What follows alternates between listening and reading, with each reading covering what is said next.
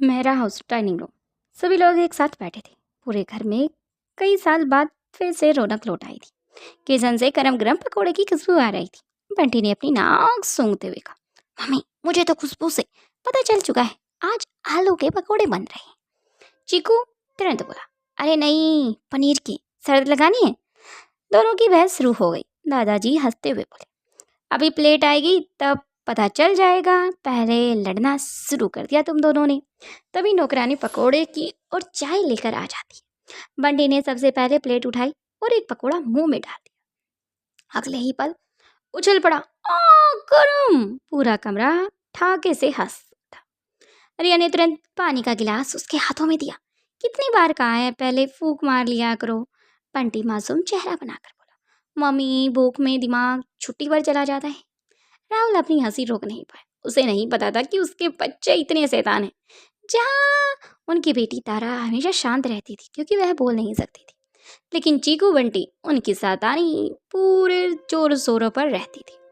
उधर तारा तारा चुपचाप अपनी छोटी सी प्लेट लेकर बैठी थी। वह बोल नहीं सकती थी, इसीलिए उसने पकोड़ा आधा तोड़ा, फिर उसका आधा छोटा पीस रिया की प्लेट में रख दिया। मानो कहना चाहती हो, लो मम्मा ठंडा हो गया है, इसे आप खा सकती हो, अब आपको गर्म नहीं लगेगा।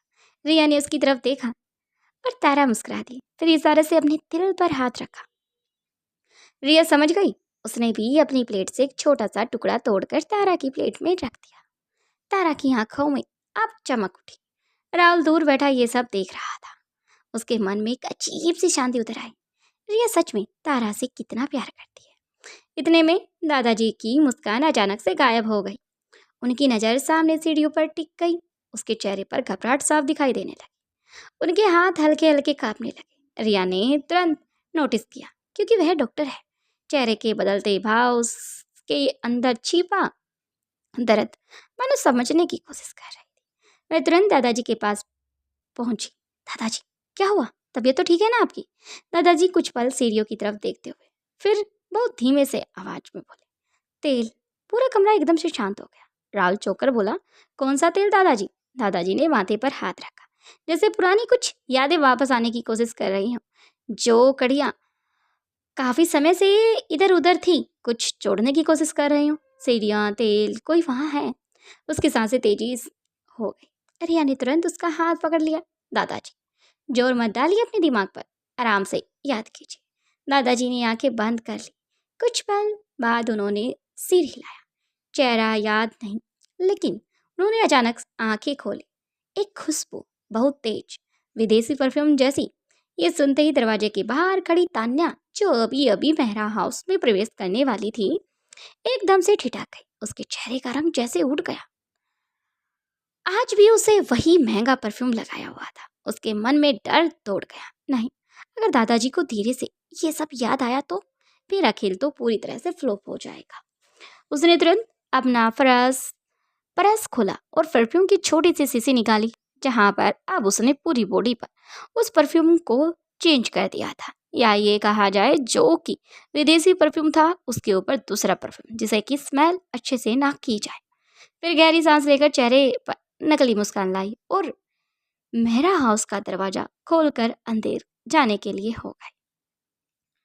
वहीं दरवाजे के बाहर ताना मितल अब अपनी उस छोटी सी शीशी, जो पूरी तरह से ताना ने अभी के अभी खत्म कर दी थी, उसे अब डस्टबिन में डाल दिया। उसके चेहरे पर हमेशा की तरह बनावटी मुस्कान थी, आंखों में पश्चाताप कहा जाए या फिर इमोशनल ड्रामा। शांत रहो, ताना ने घबराहट के साथ अपने आप को दिलासा दिया।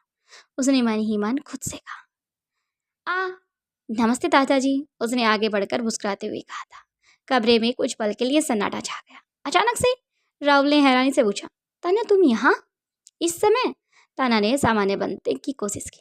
मैंने सुना है कि दादाजी पूरी तरह से ठीक हो गए। बस उनका पता जैसे ही चला, मैं अपनी शूटिंग को छोड़कर सीधा चली आई।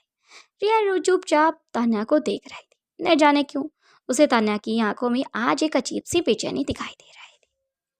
दूसरी तरफ दादाजी की नजरें जैसे ही तान्या पर पड़ी, उनकी भौहें हल्की सी सिकुड़ गई। कुछ सेकंड तक वे लगातार तान्या को देखते रहे। तान्या का गला सूखने लगा था। क्या क्या इन्हें कुछ याद आ गया? उसने अपने कांपते हुए हाथों से पीछे किया। तभी बंटी ने धीरे से चीकू के कान में फुसफुसाया, भैया देख, डायना आ गई है। चीकू तुरंत उसकी कोहनी मारकर हल्के से चुटकी काटी। चुप, मम्मी ने सुना तो हमारी क्लास लग जाएगी। लेकिन उसकी फुसफुसाहट रिया के कानों से रुकी ना रही, क्योंकि वो सुन चुकी थी। रिया ने दोनों को घूरा। दोनों तुरंत मासूम बच्चे बनकर सोफे पर सीधे बैठ गए। राहुल ये देखकर मुस्कुरा दिया। तान्या दादाजी के पास पहुंची, कैसे हुआ? दादाजी ने जवाब देने से पहले कुछ पल उसकी आंखों में देखा, फिर शांत स्वर में बोले, अब पहले से बेहतर हूँ बेटा, बस इतना ही है। न ज्यादा अपनापन दिखाया, न कोई मुस्कुराहट। तान्या ने राहत की सांस ली। उसे लगा शायद दादाजी को कुछ याद नहीं है, लेकिन दादाजी की उंगलियां व्हील चेयर पर हाथे पर लगातार थपथपा रही थी। रिया ने एक गहरी छोटी सी सांस ली और फिर इधर उधर देखने लगी, क्योंकि कुछ नोटिस कर चुकी थी जो अभी अभी दादाजी ने किया। एक डॉक्टर होने के नाते समझ चुकी थी। दादाजी बाहर से शांत है, लेकिन अंदर से कुछ अजीब सी बेचैनी उनके अंदर चल रही है। उसी समय तारा अपने छोटे से स्केच बुक के साथ तान्या के सामने आकर खड़ी हो गई।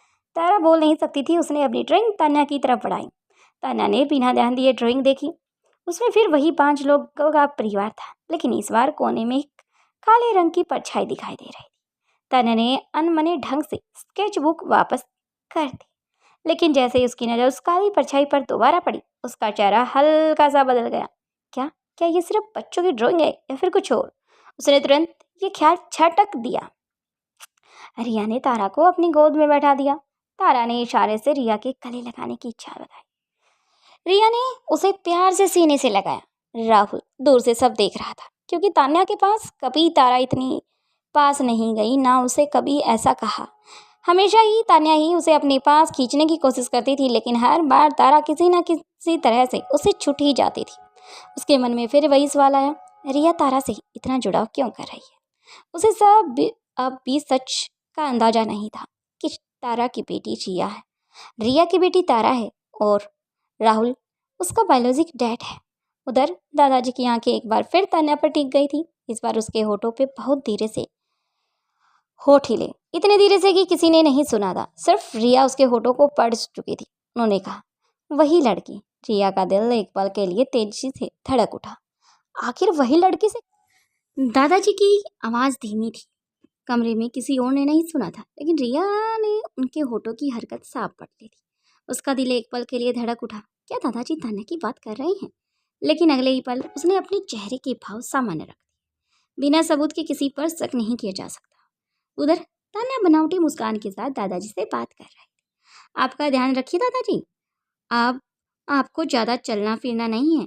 दादाजी ने उसकी तरफ देखा। इस बार उसकी आंखों में मुस्कान नहीं थी। उन्होंने सिर्फ इतना कहा, कुछ गिरने के बाद इंसान चलना तो सीख जाता है, लेकिन गिराने वाले को कभी नहीं भूलता। एक पल के लिए तान्या के चेहरे का रंग उठ गया, लेकिन उसने तुरंत खुद को संभाल लिया। आप क्या कह रहे हैं दादाजी? मैं समझ नहीं पा रही। दादाजी मुस्कुराए। मैं भी अभी सब याद करने की कोशिश कर रहा हूँ। ये सुनकर तान्या ने राहत की सांस ली। मतलब इन्हें पूरा सच याद नहीं है। तभी बंटी धीरे से चीकू के पास आया। उसने जेब से एक छोटी सी चॉकलेट निकाली। चीकू फुसफुसाया, कहाँ से मिली? बंटी गरज से बोला, रास्ते में पापा ने जेब से। चीकू की आंखें बड़ी हो गई। चोरी की है तुमने? बंटी बहुत धीरे से तुरंत बोला, अरे नहीं, उधार ली है, वापस नहीं करनी। बस दोनों अपनी हंसी को रोकने लगे। उधर राहुल अपनी जेब में टटोल रहा था। अरे मेरी चॉकलेट कहाँ गई? दोनों भाई एक दूसरे को तरफ देख रहे थे। रिया सब समझ चुकी थी। वह मुस्कुराते हुए बोली, राहुल चॉकलेट शायद अपने पैरों पर चलकर बच्चों के पास चली गई होगी। राहुल ने दोनों को देखा। दोनों के गाल फूल गए और लाल हो गई, क्योंकि दोनों पहले ही आधी चॉकलेट मुंह में दबा चुके थे। पूरा कमरा हंसी से फिर गूंज उठा। यह देखकर तारा भी खिलखिलाकर हंसने लगी। आवाज़ उसके गले से नहीं निकल रही थी, लेकिन उसकी मुस्कान सबसे ज़्यादा प्यारी थी। रिया ने प्यार से उसका हाथ पकड़ लिया। कुछ देर बाद नौकर ने आकर, दादाजी आपकी दवाई का समय हो गया है। रिया तुरंत उठ गई। मैं दवा दे देती हूँ। वह दादाजी के साथ उनके कमरे की तरफ बढ़ गई। कमरे का दरवाज़ा बंद होते ही दादाजी ने धीमे आवाज में कहा, रिया मुझे कुछ बातें याद आने लगी हैं। रिया तुरंत उनके सामने बैठ गई। कौन सी बातें दादाजी? दादाजी ने आंखें बंद की। जिस दिन मेरा एक्सीडेंट हुआ था उससे पहले घर में कोई आया था। कौन? चेहरा अभी धुंधला है, लेकिन उसकी आवाज़ और उसका गुस्सा मुझे महसूस हो रहा है। उन्होंने रिया का हाथ पकड़ लिया। बहू, अभी किसी से कुछ मत कहना जब तक मुझे पूरा सच याद ना आ जाए। मैं किसी बेगुनाह को इल्ज़ाम नहीं दे सकता। रिया ने गंभीर होकर कहा। यस, आप सही कह रहे हो दादा, आप चिंता मत करिए। मैं भी बिना सबूत को कोई कदम नहीं उठाती। उसी समय कमरे के बाहर किसी के कदमों की बाहर हल्की सी आवाज़ आई। रिया तुरंत दरवाजे की तरफ मुड़ी। दरवाजे खोलकर बाहर देखा था, लेकिन वहां पर कोई नहीं था। उसे पता था दरवाजे के बाहर ठीक कुछ सेकंड पहले तान्या खड़ी थी, उनकी बातें सुनने की कोशिश कर रही थी। और जैसे इसकी आहट मिली, वह चुपचाप वहां से निकल गई। उसके चेहरे पर सिर्फ एक ही डर था, अगर दादाजी की याददाश्त पूरी तरह से लौट आई तो मेरा खेल खत्म हो जाएगा। बाकी का नेक्स्ट एपिसोड में देखते हैं। वीडियो पसंद आए तो प्लीज़ लाइक करें, शेयर करें, सब्सक्राइब करें, कमेंट कर जरूर बताएं। Thank you.